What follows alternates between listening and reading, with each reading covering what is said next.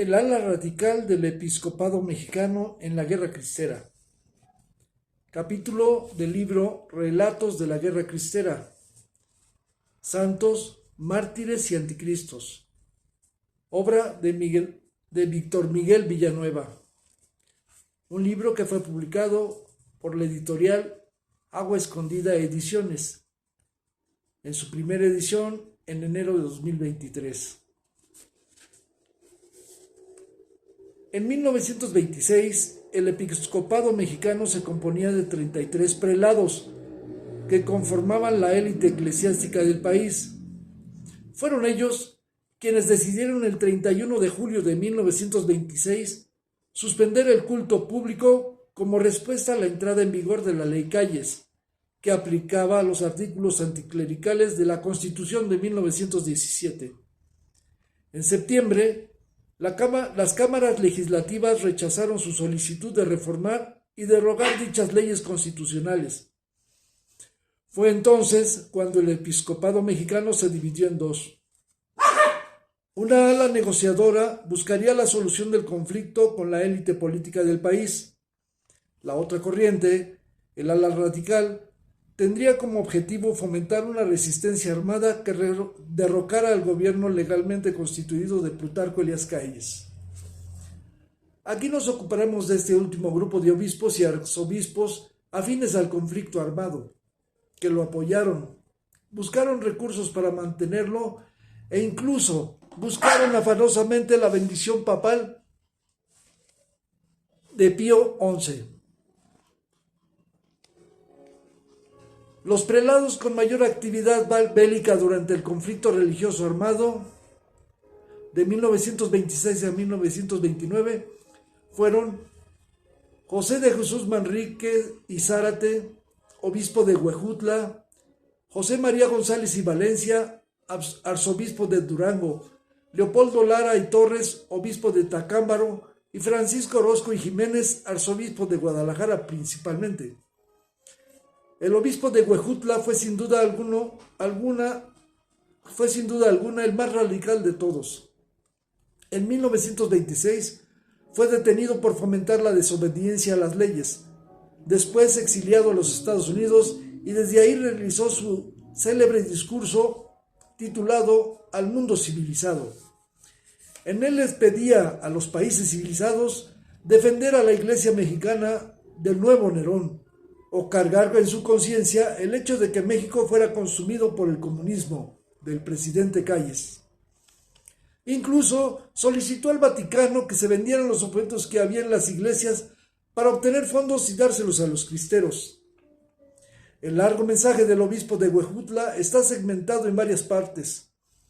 En la primera se refiere a la situación que vive México. José de Jesús Manríquez y Zárate aseguró: México se hunde. Oh pueblos civilizados del orbe, México se hunde, y quizás para siempre, en los negros abismos de la infidelidad y la barbarie. Esta visión tan extremista del prelado se debía, según él, a la persecución religiosa que se daba en México. Su religión ha sido proscrita, sus sacerdotes han sido expulsados del seno de su patria o vilmente asesinados por la insaciable clerofobia de los nuevos Nerones. Sus templos han sido profanados, violados sus vírgenes y prostituidos sus jóvenes. Violadas sus vírgenes y prostituidos sus jóvenes. Posiblemente, Manríquez y Zárate tuvieran razón en que sacerdotes habían sido expulsados, él entre ellos, y otros fusilados, que el gobierno callista era clerofóbico y que algunos de los templos católicos fueron saqueados y hasta destruidos por el ejército federal. En lo que se equivocaba o mentía, para ser claros, era que la religión había sido proscrita en México. No, solo había un intento de Plutarco Elías Calles para someterla al Estado. Lo que no explicaba el obispo de Huejutla era a qué se refería cuando hablaba de vírgenes violadas y jóvenes prostituidos. Pero se entiende que es parte de su retórica para pintar un estado dantesco del país durante el conflicto religioso y con eso obtener partidarios que se unieran a las causas de la Iglesia en México. Seguía diciendo Manríquez y Zárate: de no cambiar súbitamente el curso de los acontecimientos, México será sustraído por completo de la civilización occidental y girará en torno de la barbarie comunista.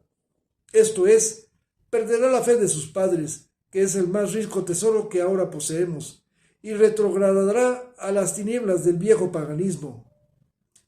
En lo único que acertaba el obispo de Huejutla era que desde 1917 la Revolución Rusa y la propagación de la misma en otros estados era un genuino y auténtico temor de las naciones capitalistas de Occidente. Por eso, a ese punto dirige el chantaje de su mensaje. Para terminar con el obispo de Huejutla, su mensaje al mundo civilizado se convierte en su parte final en un llamamiento al mundo occidental para intervenir en México. Dicho en otras palabras más claras, José de Jesús Manríquez y Zárate pide a las potencias mundiales de ese momento derrocar a Calles cuando se hace las siguientes preguntas. ¿Cómo explicar, pues, la actitud pasiva, por no decir complaciente, de los Estados Unidos y de los demás pueblos de Occidente frente a los excesos del callismo? ¿Cómo concordar con sus tradiciones libertarias su actitud medrosa y expectante ante una tiranía incalificable que ha conculcado los derechos más sagrados de su pueblo, junto con los derechos más sagrados de la humanidad? ¿En dónde está aquella caballerosidad de España para vengar los agravios hechos? No a una dama cualquiera, sino a la Iglesia Católica, su madre, y a la nación mexicana, su hija predilecta. ¿En dónde está aquella bizarría de los franceses para sostener en todas partes el imperio de la justicia y del derecho de gentes? ¿En dónde está aquella grandeza y heroísmo de Inglaterra para defender en todas partes, aún en las apartadas regiones, los fueros de la libertad? ¿En dónde, finalmente, aquel horror innato a la esclavitud que tanto blasonan los Estados Unidos de Norteamérica y que les ha movido a prestar auxilio a Armenia, a Irlanda y a los pueblos de otros continentes en idénticas circunstancias, cuando a un paso de distancia encuentran a un pueblo herido de muerte por la tiranía y revolcándose angustiosamente en un charco de sangre? ¿No seremos, por ventura, dignos los mexicanos de la atención del mundo civilizado cuando, en los estertores de la muerte, dirigimos nuestras miradas suplicantes y nuestros descarnados brazos hacia los pueblos que pueden y deben ayudarnos? Por su parte, José María González y Valencia fue enviado durante el conflicto al Vaticano para ser intermediario entre el Papa y el episcopado mexicano. Desde ahí buscó afanosamente que Pío XI declarara guerra santa a la cristiada y se les otorgara indulgencias a los cristeros. Igualmente, en sus cartas pastorales y memoriales, siempre se mostró ferviente partidario de la resistencia armada. En enero de 1927, Pascual Díaz Barreto, obispo de Tabasco y cabeza del ala reconciliadora, llegó a Estados Unidos luego de ser expulsado de México por el gobierno de Calles. El arzobispo de Durango interpretó que entonces el obispo de Tabasco dejara de pensar en una negociación y se sumara al bando del ala radical. Pero se equivocó por completo. Sin embargo, en una carta que le envía desde Roma, le enumera 4 acciones a seguir y que demuestran, una vez más, cómo era un objetivo de los prelados radicales sostener la guerra para derrocar a Calles. José María González y Valencia le decía a Díaz Barreto: mucho cuidado con hacer declaraciones en favor del gobierno de Calles. Si las hace su ilustrísima, no tenga escrúpulo en hacerlas desfavorables. Segundo, trabaje con ahínco porque en Estados Unidos se le dará toda la ayuda posible a los que combaten con las armas por la libertad. Tercero, para que trabaje con más ánimo, tenga presente para su gobierno que los profesores de la universidad, no dice cuál, defienden la licitud y aún la obligación de la defensa armada de los mexicanos. Y cuarto, trabaje en cuanto pueda por el desconocimiento de Calles por parte de Estados Unidos. Igualmente, Leopoldo Lara y Torres ya hablaba de sangre desde antes de que el conflicto religioso estalle el último día de julio de 1926, con la promulgación de la Ley Calles y la suspensión del culto público.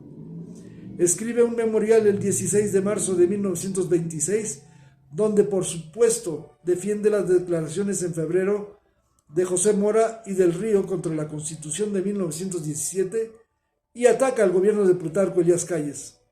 Empero, lo más significativo es que amenaza al Estado cuando escribe: protesta que estamos dispuestos a sellar con nuestra sangre.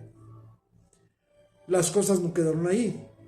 10 días después de su memorial, el 26 de marzo de 1926, el mismo Leopoldo Lara y Torres escribió en Tacámbaro una instrucción pastoral, en esta ocasión dirigida al clero secular y a todos los fieles de nuestra diócesis, a los cuales les aseguraba que existía una persecución religiosa en el país, para luego volver a intentar justificar su postura ante la promulgación de la Ley Calles. Mencionaba que a los católicos no les era lícito vencer a los hombres más que a Dios, tal y como nos enseñaron los apóstoles ante las primeras persecuciones que comenzaron a sufrir en Judea. E insistía: no y 1000 veces no. Más adelante expresó: aunque nos cueste la cárcel, el destierro o la pérdida de la vida, refiriéndose a obedecer las leyes. Sobre un posible destierro, al cual serían merecedores por hacer caso omiso a las disposiciones de la Ley Calles, el obispo de Tacámbaro aseguraba: se nos amenaza con el destierro. Nuestra patria no está aquí. Donde quiera estamos desterrados en este suelo y donde quiera podemos trabajar por Dios para llegar a la verdadera patria del cielo.